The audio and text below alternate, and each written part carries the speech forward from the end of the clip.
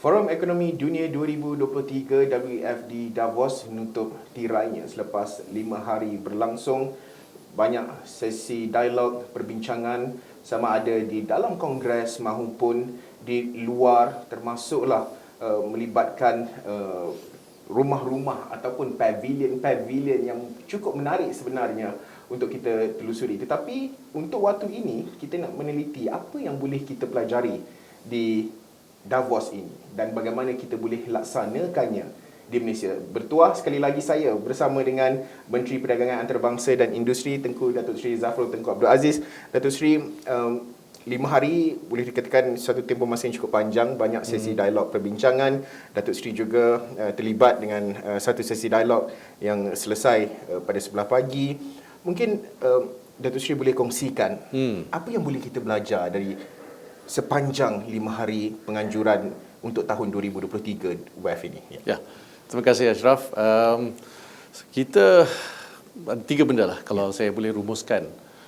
Satu ialah mengenai keadaan global dari segi perdagangan, ekonomi dan sebagainya. Apakah risiko-risiko yang dihadapi oleh dunia? Ya, itu yang pertama. Kerana kita dapat lihat bahawa dalam segi kajian-kajian yang dibuat oleh banyak institusi seperti IMF, World Bank dan sebagainya menunjukkan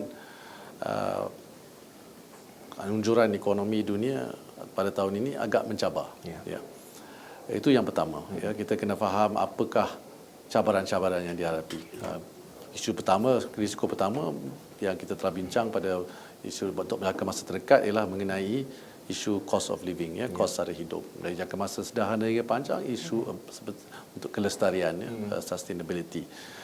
Yang keduanya ialah mengenai isu yang dihadapi oleh negara-negara yang membangun. Kita perlu memberi pandangan kepada negara-negara maju, negara-negara ekonomi besar, bahawa polisi-polisi yang diperkenalkan perlu mengambil kira situasi di negara-negara yang membangun. Kita baru saja selesai, baru saja habis COVID lah. Ya. Tetapi kita tahu banyak negara-negara, terutamanya ekonomi-ekonomi yang membangun, baru saja pulih. Ya. Tapi ramai juga yang belum, kerana recovery ekonomi ini uneven. Dari segi sektor dan juga negara-negara. Kita perlu faham yang negara-negara maju, negara-negara barat terutamanya, memberi fokus yang lebih kepada isu-isu mereka. Jadi kita menggunakan forum ini, World Economic Forum ini untuk memberi pencerahan mengenai isu yang dihadapi oleh negara-negara. Negara membangun pun ada isu-isu yang lain, macam-macam. Asia Tenggara, alhamdulillah, ASEAN ekonominya mengembang, tetapi kalau kita lihat di South Asia yang lain tak seberapa. Kita nampak isu cabaran di Pakistan, Sri Lanka, Bangladesh, macam Latin America juga. Ini semua negara-negara membangun juga. Jadi kadang-kadang polisi yang diperkenalkan perlu mengambil kira situasi di negara-negara lain. Ya. Jadi forum ini memberi kita peluang untuk memberi maklumkan kepada industri leaders yang lain dan juga leadership di dunia ini mengenai kepimpinan dunia ini mengenai cabaran yang kita hadapi di buat masa terdekat ini. Ya. Dan yang ketiganya ialah banyak mesyuarat di dalam Kongres dan di luar Kongres yang dalam masa 4,5 hari ini saya dapat berjumpa dengan beberapa pelabur-pelabur besar yang sudah melabur di Malaysia, yang akan melabur di Malaysia. Tak payah travel 10-20 negara, semua di sini. Ya. Menteri-menteri perdagangan pun yang saya jumpa, rakan-rakan sejawat saya daripada Korea, Indonesia, New Zealand, UAE, banyak negara, Ecuador, saya duduk bersama makan lunch.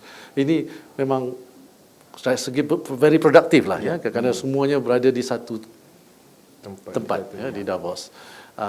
Dan kita dapat bertukar fikiran, dapat membuat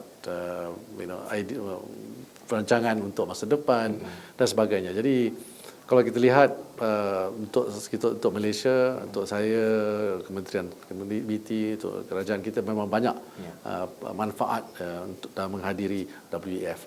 Itu dari segi kerajaan. Dan saya kali ini delegasi pihak swasta pun ada. Mereka juga memberi laporan kepada saya yang mereka dapat banyak manfaat dalam World Economic Forum buat kali ini. Datuk Seri, dalam ada salah satu sesi, kalau saya boleh quote sedikit apa yang dikatakan oleh Gita Gopinath from IMF yang meletakkan apa yang beliau menyatakan bahawa di EU, US dan juga UK akan mengalami kemacetan yang boleh dikatakan dalam medium lah di peringkat moderate recession.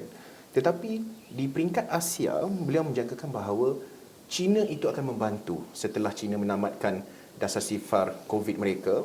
Pemulihan recovery di China itu sebenarnya dijangka pada suku kedua tahun ini akan membantu di keliling negara-negara yang berdagang dengan China. Malaysia rakan dagang terbesar.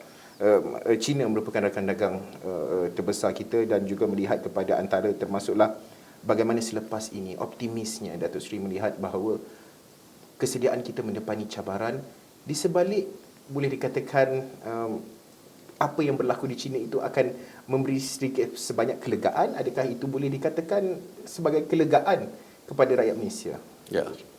Okey, kita lihat apakah impak polisi China yang membuka ekonomi mereka kepada ASEAN dan terutamanya Malaysia dan juga pada dunia.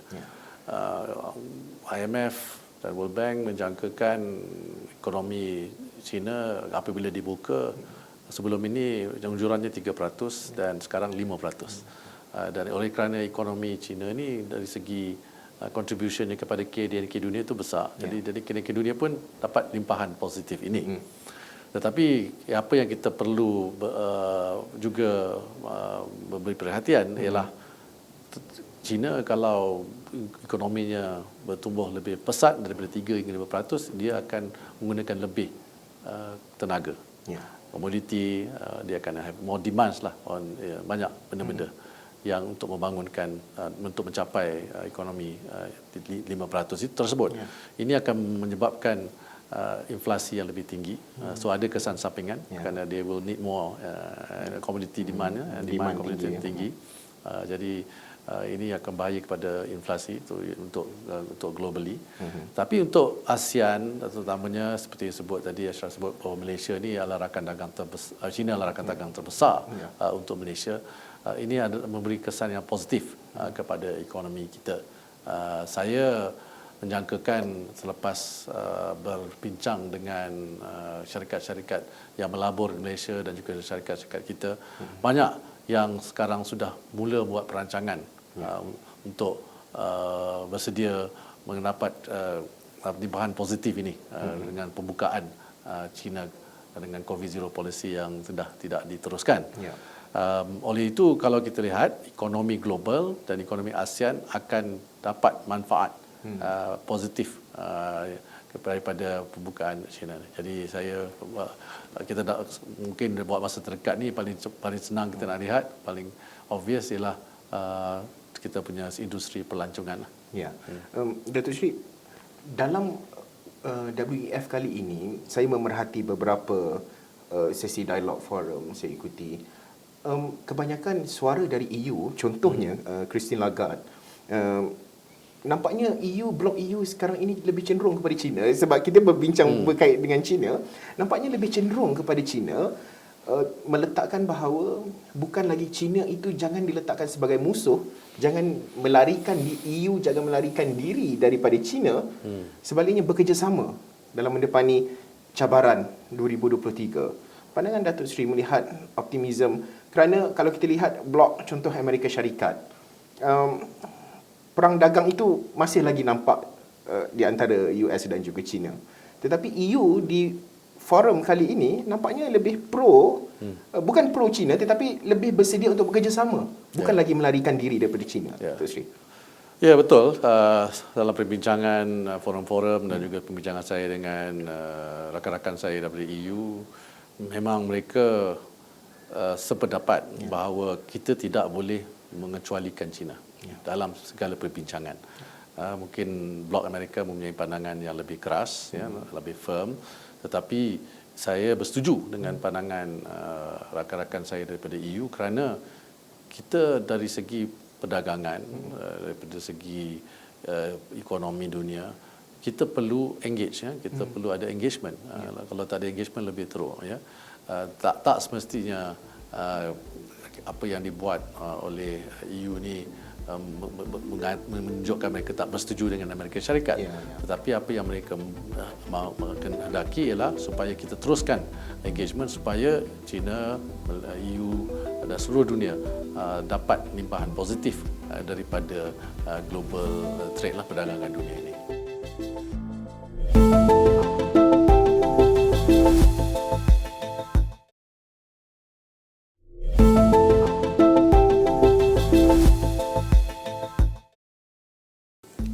Antara yang dinyatakan oleh Christine Lagarde dalam sidang pada sebelah pagi tadi adalah, ataupun penutupan WEF adalah menyatakan bahawa stay the course on high rates until inflation is tamed.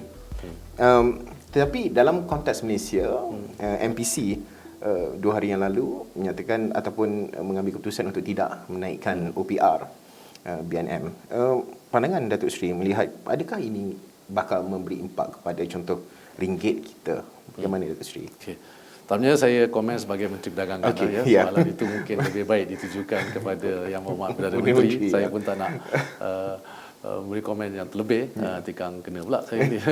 Kerana sebagai Menteri Perdagangan, kita nak lihat impaknya kepada trade. Dari segi saya semasa Menteri Kewangan dulu pun dan Yang Berhormat Perdana Menteri sendiri pun telah mengatakan bahawa apa-apa keputusan OPR ini adalah independen dan bebas daripada kerajaan. Jadi Bank Negara membuat keputusannya. Sama juga saya percaya dasar monetary, jawatan kuasa dasar monetary kita, Monetary Policy Committee di bawah Bank Negara telah membuat keputusan untuk tidak menaikkan.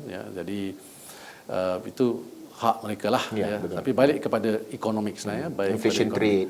Kepada ekonomi sebenarnya yang penting, Lagarde mengatakan dan kita sudah tahu bahawa begitu lama European Central Bank ini dan juga US sama juga telah menaikkan kadar faedah mereka kerana kerisauan mengenai inflasi.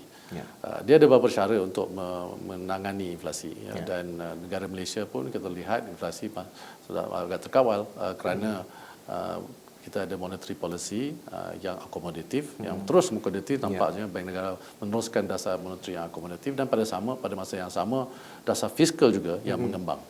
Dari subsidi yang telah diteruskan untuk orang-orang yang susah, orang-orang yang memerlukan itu sendiri nampak banyak membantu dari segi inflasi. Bagaimana pula kalau sudah tentu kalau ianya memberi impak kepada ringgit, trade inflation itu akan turut terjejas dari segi perdagangan. Sekali lagi seperti disebut oleh Christine Lagarde juga, semua negara, terutamanya Malaysia, negara-negara yang open ini, kita tidak mengawal ringgit. Ringgit itu bebas, ditentukan oleh pasaran. Jadi kita haruslah faham mekanik bagaimana ringgit ditentukan oleh markets. Jadi kalau kita lihat market menentukan ringgit kerana mereka lihat kestabilan negara, melihat fundamentals kita, melihat growth kita dan sebagainya. Jadi kalau kita nak lihat kekuatan ringgit itu baru-baru ini lebih kukuh kerana mereka markets melihat kita sebagai negara yang stabil, kerajaan baru yang lebih stabil. Dan keduanya kita sekarang dalam jangka masa sederhana dan panjang perlu menunjukkan bahawa ekonomi kita akan terus mengembang. Pada masa ini unjuran rasmi adalah antara 4 hingga 5% unjuran ekonomi kita. Ini menunjukkan pertumbuhan yang positif dan ini insya-Allah akan di-reflect lah dalam will be reflected dalam currency kita. Jadi dari segi ekonomi itu sendiri, apakah yang membawa, apakah drivers kepada KDNK? Ada 4 drivers kepada KDNK. Pertamanya ialah consumption, apakah rakyat spending, consumer spending kita. Yang keduanya ialah public investment, di mana kerajaan, pembelajaran kerajaan sendiri dapat mendorong ataupun help di ekonomi. Yang satu lagi, lagi dua ialah memang relevan kepada, terutamanya kepada MITI, ialah pelaburan. Pelaburan ialah penting untuk menjana KDNK juga, driving the economy. Dan satu lagi ialah perdagangan. Jadi 4 komponen ini perlu diberi perhatian oleh semua yang dapat membantu, supaya dapat membantu KDNK kita, dan ini akan mengukuhkan secara langsung ringgit. Datuk Seri, saya nak quote sedikit M Investment Bank Research dalam research note mereka menyatakan bahawa kelembapan ekonomi global 2023 ini dijangka menjejaskan momentum pertumbuhan perdagangan dan sekaligus memberi kesan kepada prestasi ekspor. Dengan jangkaan pertumbuhan ekspor oleh M Investment Bank adalah sekitar 5 hingga 10% pada 2023 dengan unjuran KDNK sekitar 4.5%. Datuk Seri optimis melihat kepada perkara ini terutamanya dalam ekspor yang perlahan dalam ENE yang merupakan sebahagian besar daripada ekspor Malaysia. Datuk Seri. Pertamanya kita kena beri perhatian kepada fakta. Fakta pertama ialah ekspor itu masih lagi bertumbuh. Masih lagi bertumbuh. Jadi we are not going through a recession lah. Because ekonomi jangkaan pun disebut oleh salah satu M Invest adalah positif 4.5%. Oleh itu apa yang perlu kita buat ialah untuk memastikan supaya kerana negara Malaysia sebagai negara yang terbuka, kita punya perdagangan kepada KDNK ialah 160%, 160%, 160% trade to GDP. Kita harus melihat bagaimana kita dapat menggunakan Malaysia sebagai negara terbuka ini untuk mendapat lebih pelaburan untuk perdagangan kita penting. Kerana perdagangan ini menjana pekerjaan dan sebagainya juga. Jadi memang kita tahu cabaran global ini akan ada limpahan negatifnya, negatif impactnya kepada negara-negara di Asia Tenggara. Jadi kita sebagai negara yang masih lagi menunjukkan pertumbuhan positif, kena fokus supaya tidak ada sebab-sebab yang dapat menyebabkan pertumbuhan kita menjadi negatif. Menyebut berkenaan dengan pelaburan investment ini, Kristalina Georgieva IMF menyatakan bahawa green energy investment ini nampaknya agak kurang sedikit kerana persediaan kebanyakan ekonomi meletakkan perkara lain sebagai keutamaan terlebih dahulu pasca pandemik COVID-19. Pandangan Datuk Seri melihat dalam konteks Malaysia green energy investment ini? I mean, Christina bagi pihak IMF telah mengatakan bahawa dah 3 kali dia menurunkan unjuran KDNK dunia, dan ini menyebabkan fokus daripada segi peruntukan itu kepada untuk membuat pertumbuhan ekonomi buat masa terdekat. Dan juga beliau juga telah mengatakan, dan saya setuju dengan pendapat beliau, yang lebih banyak negara maju sendiri yang akan menggunakan peruntukan itu kepada benda yang bukan untuk green energy, kerana apa yang berlaku di Ukraine dan Russia dulu pelaburan atau yang dibuat untuk pertahanan tidaklah begitu besar, dan sekarang kerana mereka tak pernah menyangka ada peperangan di sebelah pintu mereka, setelah 100 tahun tidak ada peperangan di Europe. Jadi sekarang ni tiba-tiba mereka terpaksa, dan saya rakyat dan negara pun terpaksa membuat lebih banyak peruntukan untuk pertahanan dan at the expense of pelaburan dalam hijau, industri hijau.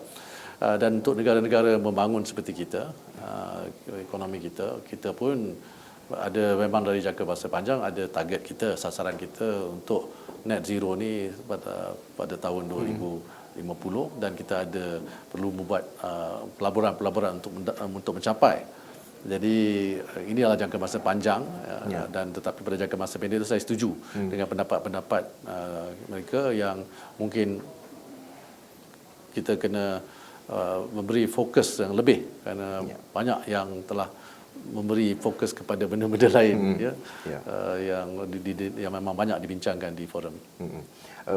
Berbaki lebih kurang dalam 5 minit perbincangan kita ini, Datuk Seri, apa yang Datuk Seri sampaikan dalam sesi Living with Risk, Datuk Seri sebagai salah seorang panelnya, Datuk Seri menyebut berkenaan dengan dari segi perlu ada roadmap dan juga whole of nation approach. Mungkin Datuk Seri boleh elaborate, uraikan, mungkin terperinci dalam konteks Malaysia, dalam bentuk roadmap apa yang boleh kita jangkakan, serta pendekatan whole of nation approach bagaimana yang boleh kita lakukan di Malaysia dalam kita mendepani risiko-risiko. Datuk Seri. Jadi saya mengatakan roadmap, kalau dari segi konteks Malaysia ini, roadmap ini memerlukan whole of nation approach.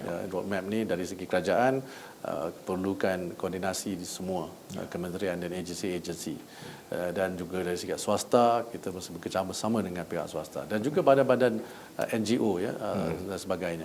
Kerana dalam isu kelestarian, dalam isu semua isu lah sebenarnya, dan kita dapat lihat sendiri apa yang berlaku semasa pandemik.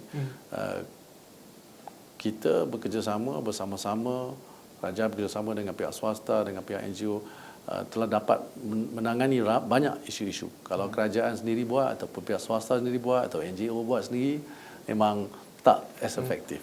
Jadi itulah maksud saya, di mana dalam roadmap itu perlu ada perbincangan dengan semua pihak yang berkepentingan, dan dalam isu kelestarian, dalam isu membantu rakyat ni semua pihak mempunyai peranan masing-masing, dan kalau semua bekerjasama, insya-Allah dari segi mitigasi itu akan lebih baiklah pencapaiannya. Ya. Bercakap berkenaan roadmap, MITI mungkin ada selepas ini pulang dari Davos, mungkin akan ada council meeting dengan agensi-agensi Matrade, MIDA dan sebagainya dalam pelaksanaan terutamanya dalam meningkatkan pelaburan 2023 ini. Ya. Memang kita setiap minggu pun memang berjumpa lepas kabinet membincang mengenai isu-isu semasa, isu-isu yang perancangan untuk jangka masa panjang dan pendek. Saya pun belum lagi 100 hari di Kementerian Perdagangan Antarabangsa dan Industri. Dan saya telah berbincang dan mendapat pandangan-pandangan agensi-agensi di bawah MITI untuk apa yang perlu dibuat, dan saya terus akan memberi pandangan saya juga, berinteraksi dengan semua pihak yang berkepentingan di luar MITI juga, dan kawan-kawan dan teman-teman saya dalam kabinet dan sebagainya. Tapi yang fokus utama mestilah pada masa ini supaya Malaysia terus menjadi destinasi pelaburan yang penting untuk dunia. Baik, Datuk Seri, terima kasih.